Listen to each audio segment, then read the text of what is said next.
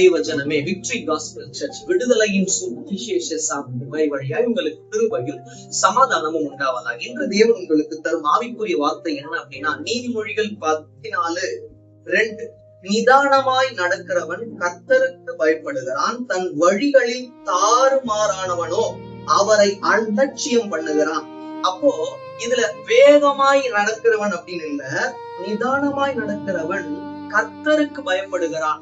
அப்போ ஒருத்தன் தேவனுக்கு பயந்தவனா இருக்கான் அப்படின்னா அவன் நிதானமா நடக்க வேண்டும், வேகமா நடக்க கூடாது. நம்மளோட வாழ்க்கையிலையும் நம்ம வேகமா ஒரு காரியத்தையும் பண்றோம் அப்படின்னா, வேகமா ஒரு காரியம் நம்மளோட வாழ்க்கையில் வருது அப்படின்னா அது தேவனுக்கு பயப்படுற பயத்தை குறிக்கல.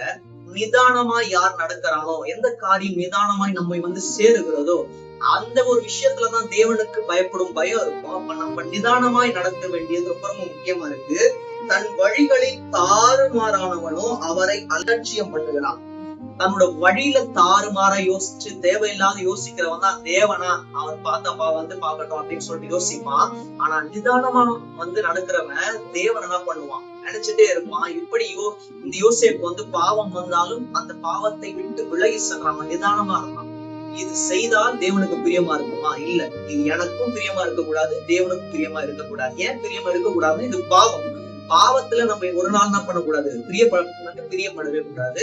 அதனால நிதானமா இருப்போம். தேவனுக்கு பயப்படுற பயத்தை நாம் ஏற்றுக்கொண்டு வாழ்வோம். அவ்வாறு வாழும் போது தேவன் நம் யாவரையும் ஆசீர்வதித்து அற்புதமாய் வழிநடத்த வல்லவராக இருக்கிறார். ஆமென்.